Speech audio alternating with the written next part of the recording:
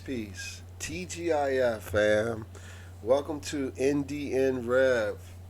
This is my third episode, and I'm grateful today. Today is sunny out. It's beautiful.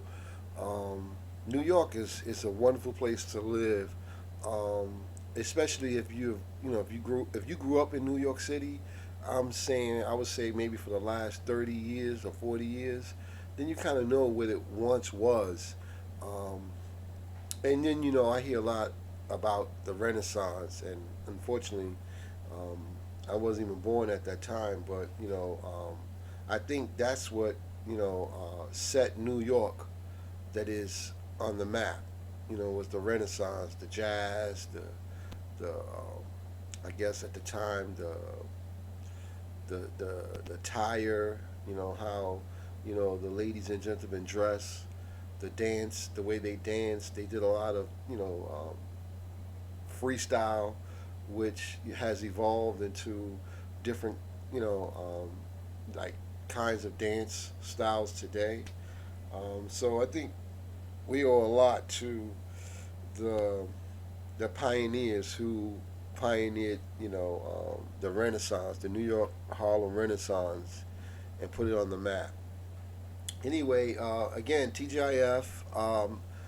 If you're new to this page, which I just pretty much started this channel a couple of weeks back.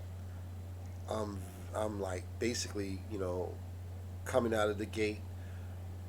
If you stumble upon this site and somehow the vibe resonate with you, please like the content, share it.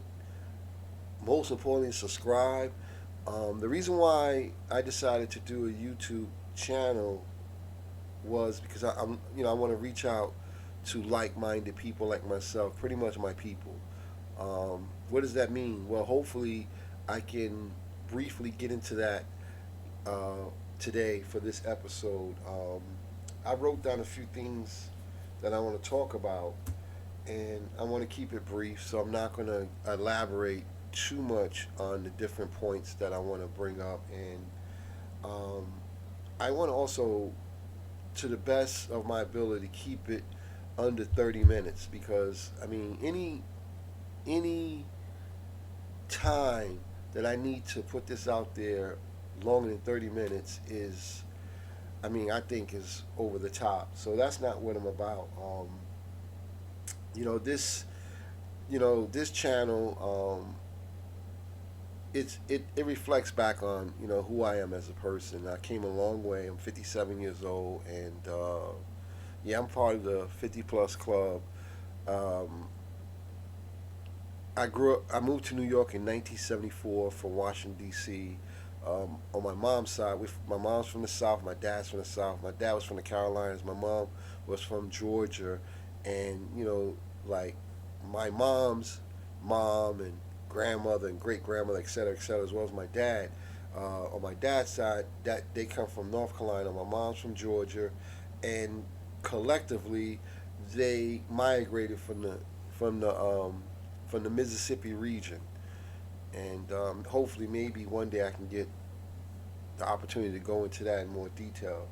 Um, you know, when I when I made the transition in my life 30 years ago from the life, started dancing in the streets, break dancing, graffiti, drugs, evolving into going to the clubs in the early mid late 80s, and just living a vicarious wild style lifestyle. um, and that's like one chapter of several chapters in my life. And I was told at one time that your experience is your truth. I mean, I can point stuff out in books and go to government sites and point stuff out. I can even listen to recordings and go onto YouTube and sit in on lectures and listen to historians and archaeologists and people of that sort of like profession in terms of researching information on man, the beginning of man and woman, sort of like the Adam and Eve story, and get information, and that's all good to support. That is you in your process, your journey to discovering who you are. And I think that's the most important, because once you begin to learn who you are, you know that becomes your truth as well as your experience, and that's not really debatable. So I'm not one of those guys that tell people who they are. I mean, having a conversation with someone, that's really where I think um, the where that bridge lies in terms of two people or a group of people can express their ideas and their belief systems, more or less their perspective with each other. And I think that is the base for conversations, not arguments, not debates, and not someone with an attitude that I'm better than you, I'm superior, holier than thou. Like that's that's like a waste of energy, a waste of time, and it doesn't really help lift anybody. Although there are people that thrive on that, and that's their drive. That's that's where they lie at in terms of putting people down. But anyway, I don't want to get into that. So what is perspective? Like, perspective is my own view. I would say that's anchored by my beliefs. That's my perspective, my own view from the position where I stand.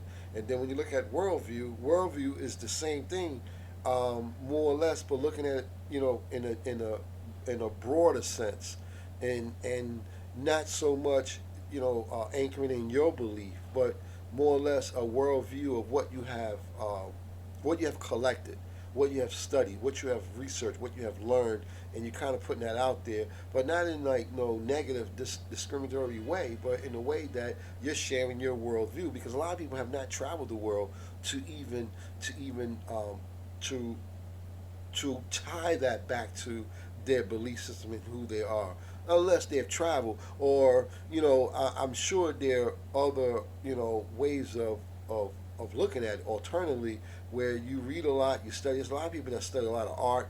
They visit a lot of countries through the medium of literature, and they have their worldview, and I think that's acceptable too. I think that's cool, especially when you're sitting down having a conversation, talk to someone, because a lot of times I talk to people and they're sharing, information with me, that they have read, that I have like I have zero understanding of it or knowledge of it. So it's for me, it's a privilege and an honor to learn that way as well. I mean, I love talking to older people. I've always have, because they got so much to give and so much to teach, and I'm like a sponge when it comes to learning. I really am. So yeah, that's for me. That's perspective and worldview. Um, I think the other thing that's really of interest for me is melanated people, dark complexion people. I mean, and don't get me wrong, when I say melanated people, everybody has, melanin. And I'm not, I guess, specifically trying to put, you know, anyone down. But when I say melanated people, because I don't want to use the term black, but when I say melanated people, I'm just referring to, figuratively, dark complexion people. I remember Benjamin Franklin, he called them swarthy and tawny. But when you look at the Americas, like what makes up America, the landmass?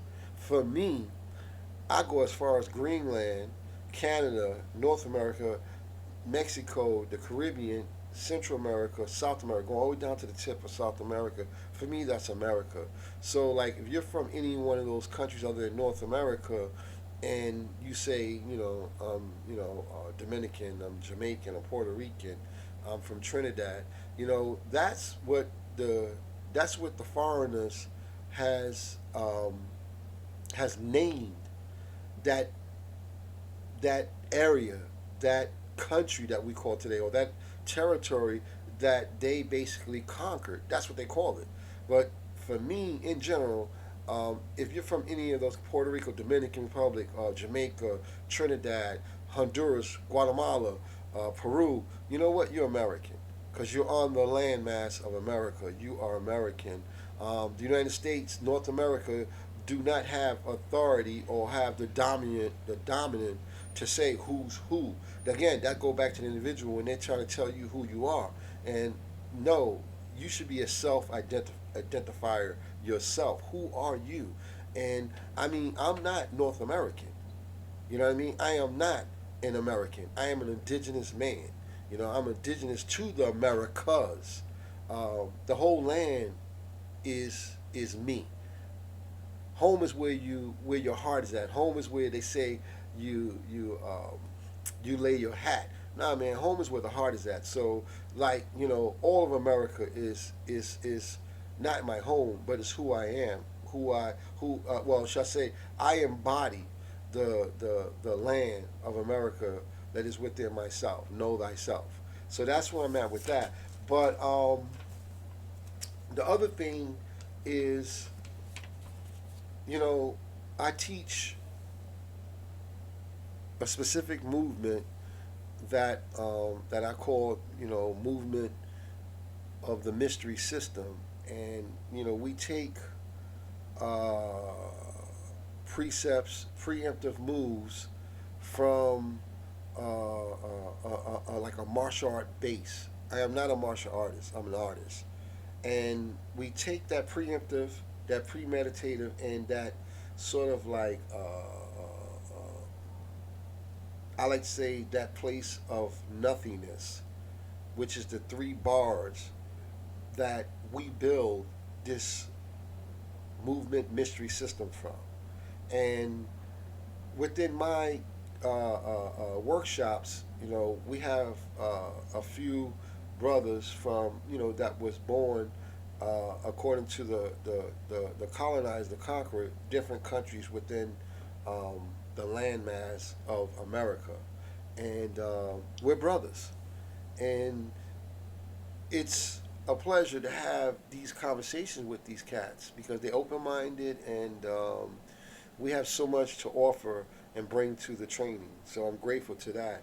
I just want to talk about something that I saw the other day, and it's real quick. When Giovanni Verrazano, which is like the Verrazano Bridge that we have in New York, is it D Soto Hernandez or Hernandez D Soto? These people that came to, or shall I say, sailed to America, and the first people that they encountered was of a dark complexion.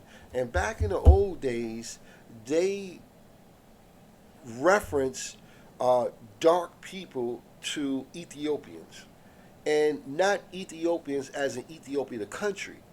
Yes, there are, that is a point of reference, but when they referred to Ethiopian people, they was basically referring to dark-skinned people.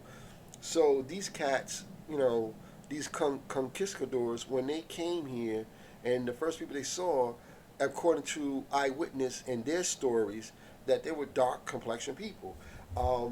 So I got something here that you can find all over the internet, but it's it starts off in 1942. But if you go before that, I think all references are the same. But anyway, in 1492, they termed these people that Giovanni and Di Soto and all these other conquistadors who basically set sail all and landed all over the Americas said the same thing.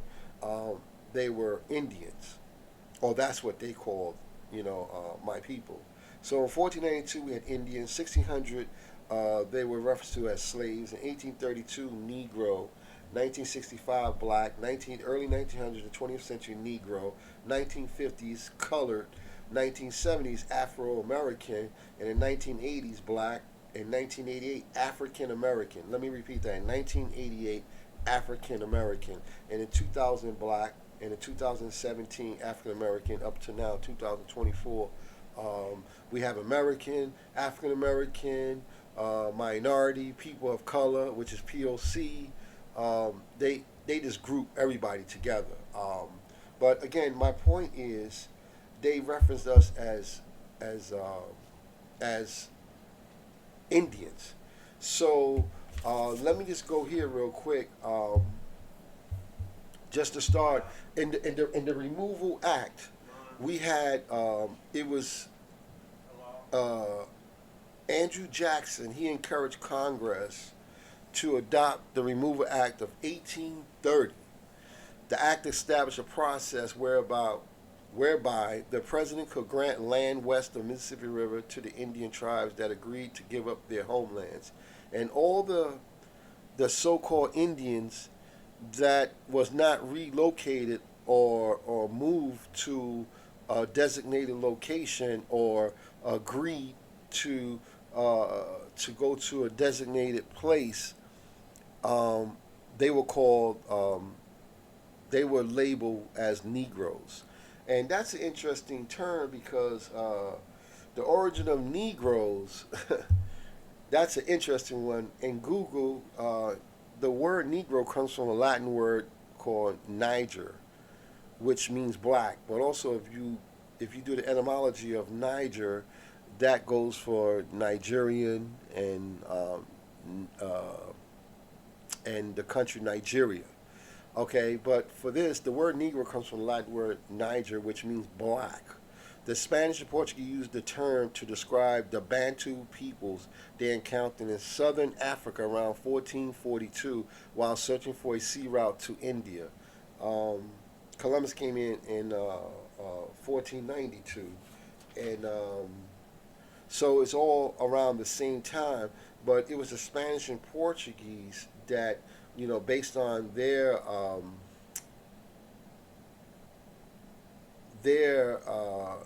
you want to say language or pronto language and words of old Latin, which they don't even use Latin anymore. They're not the creators of Latin, just to put that out there. But it was the Spanish and Portuguese that used that word, and that word black um, l- literally does not um, mean a person. Doesn't designate a person. But anyway, the Bantu people are believed to have originated in West Central Africa and modern day Cameroon and Nigeria. Um, where they came from and etc. The Bantu. That's not what this conversation is about.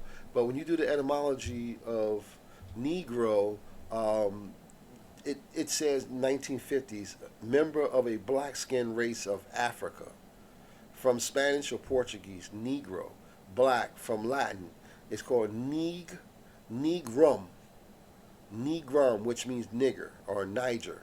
Black, dark, sable, dusky, and they have various other, words that they use for that. And I'm sorry, it wasn't nigger. That's the way I looked at it, and that's what came to my mind. It wasn't an Nigger. So erase that. I didn't mean it that way. It was Niger, Niger, which ultimately referenced back to Nigeria originally.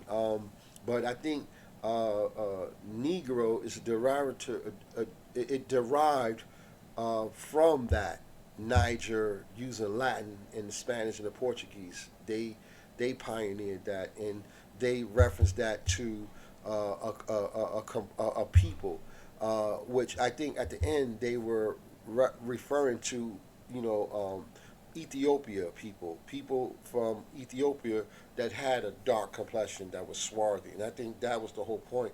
I don't think they wanted to make it a racial, offensive, derogatory term, although it evolved from that. And the Spanish and Portuguese people, they wasn't good people. But also, let's keep it real. According to Benjamin Franklin, that's just one source or eyewitness. The Spanish and Portuguese, they were also dark complexion, as well as other nations on that partial continent we call Europe. So they were dark skinned also. So they will also be considered Negroes. Though, from the way it appears, from what I'm reading in the subject that I'm talking about, that the Spanish and the Portuguese is not of dark complexion, and they are, uh, in reference to the indigenous American, they are expressing their worldview, not their perspective, because they was not born here. When they got here, they thought they were looking at people from Ethiopia or people that were Ethiopian based on skin complexion. So that's a worldview. It's not even a perspective. As time went on, as a lot of these immigrants from Spain and Portugal that came here, they kind of somehow develop a perception, which today the Spanish, the Portuguese, and everybody that come from Spanish-speaking countries that ancestors mix with them would say the same thing, and look at it. Some will look at it as we are brothers and sisters, and others will look at it in a derogatory way. And they use terms like negrito, moreno, or even negrito wasn't originally their word. That was another sort of word, yes, designated to the same people, but it was at a different time and for different reasons. But that's not the point. So yeah, so that's the origin of Negro, and in the Black Law Dictionary, black literally means dead, and it's a misnomer here in America because to label yourself as a black person, or even an African American person, or any of those other classifications that these people have put on us, it's you're basically saying that you are no one, or you're not a person. You are what they told you are, which you're not an indigenous American, so you have no claim or inheritance to this land when you designate yourself of being a black person, or black, or African American, because those are not the same as someone that says, well, I'm from Spain, I'm from Portugal, I'm from Italy, I'm from Germany. It's not the same thing. Those people come from a land, and if they were born there, they're citizens of there, and they are recognized as citizens. Here in America, that's not like that for the indigenous American, because in 2024, the issue is the Native Americans that hailed from Siberia and Mongolia, Central Asia, that came over, some through the Siberian Strat over to Hawaii. I'm sorry, not Hawaii, Alaska, and then you had those that was coming up through west, northwest Germany, which was the Scandinavian area, to the right going over to Russia, and then Asia. Like that's just an admixture, which today we call the Native American, and people are led to believe that the Native American are the sole inheritors of this land because they're from this land, and that's not true. That's just another discussion, and I'm sure people argue with me about that, but this is my perception as well as my worldview, and this is what I believe, that they're not from here, from what I've discovered. And also when you look at genealogy, that's like a word of mouth. Like that is like the oral history, and you can't tell me the oral history is not valid, because when you go over to the Asian countries and you're studying martial arts, other than their records on rice paper, particularly the Japanese that I study, the Japanese are, they have what they call makimonos, denshos, and they have like documents of their martial traditional lineages, and they also have their dynastic eras. And so when you look at their royal like sort of like groups, they also have that. But a lot of the Japanese way is also oral.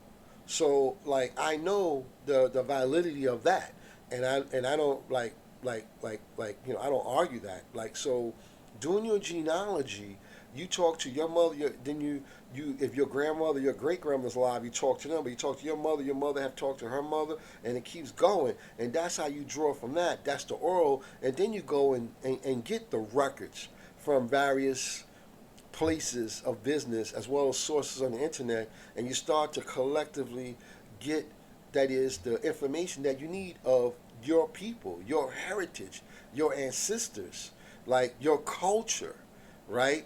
And so to get back to that, the Native Americans are not the indigenous Americans.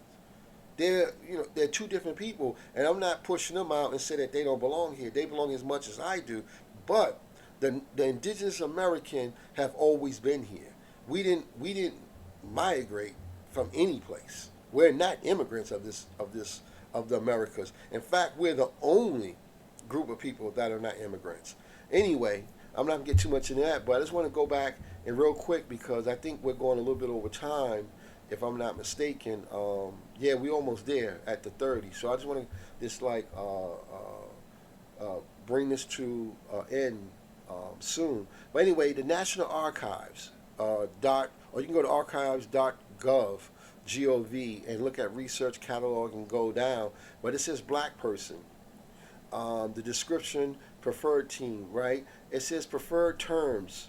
I'm sorry, I didn't mean team, preferred term. Preferred terms, person, people with no modifier. Man, woman, boy, girl, child with no modifier. Black person, people, black American, Americans, African American, Afro Caribbean, Afro Latino, and it goes on. Jamaican, exclusive for the Spanish word negrito. Negrito used the Spanish word negro, negro. Okay, it says now preferred term. Now form, it says nigger, Nigger. It says niggers, negro, and it goes on to that, negrito in Spanish. That's what the noun. Guidance for replacing negro. Due to its complex history, negro cannot be uniformly replaced with another term in NARA's archive, description, or authority record. Each instance must be reviewed for context. Black is the preferred term when referring to an individual's race. That's interesting because that's a worldview.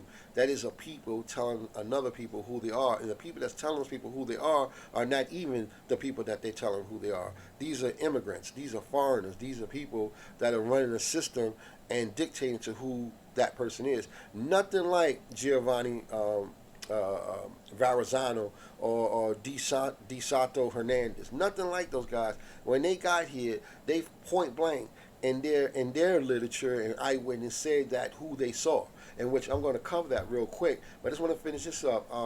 So anyway, it says here, some individuals in the United States self-identify with both terms, while others prefer one term over the other.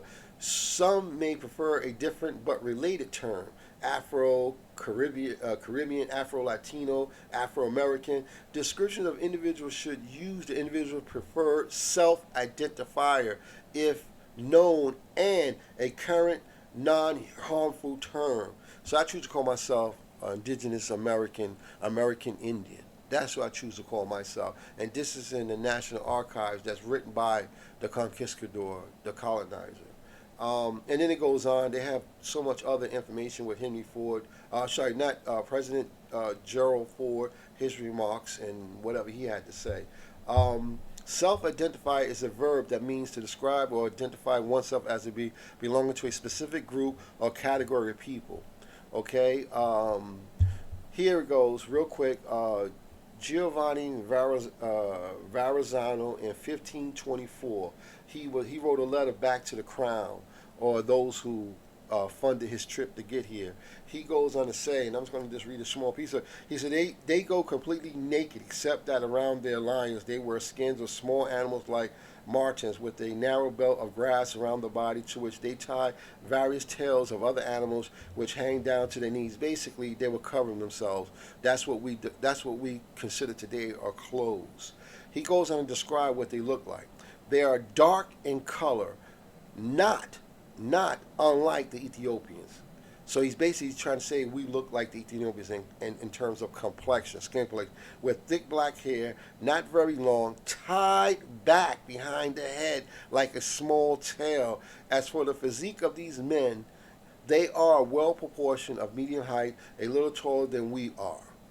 And then he goes on to say they have broad chests, strong arms and legs, and other parts of the body are well composed. And he goes on to say a whole bunch, but that is the point that I wanted to make. And I think I would bring it to a close at 30 minutes and 20 odd seconds, maybe 31 minutes to end off with the seconds. But thank you for letting me share. I just wanted to basically put out there where I'm at, my perspective. So the name of this episode, or the title of this episode, is Self-Identifier. Know Thyself. Who are you? It'll either be all three words or one of the three, or somehow I kind of just relate this episode to that specific topic, like who are you? And that's not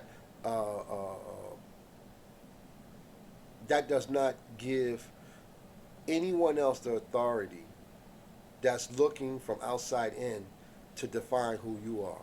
Who you are is completely up to you. Completely up to you. And I'm going to land it at that. That's enough from me. Peace, peace. Enjoy your Friday. Enjoy your weekend. Be safe. Keep your mind on the process. Develop lovely. And definitely, without a doubt, lift up the next brother and sister. Peace, peace.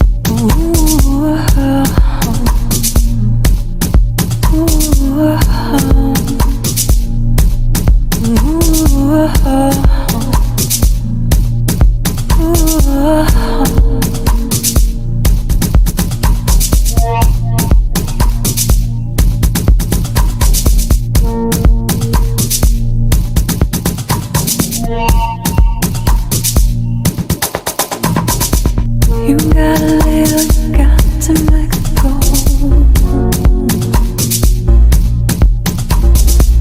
You get a little, you want to take it slow. We gotta find a way.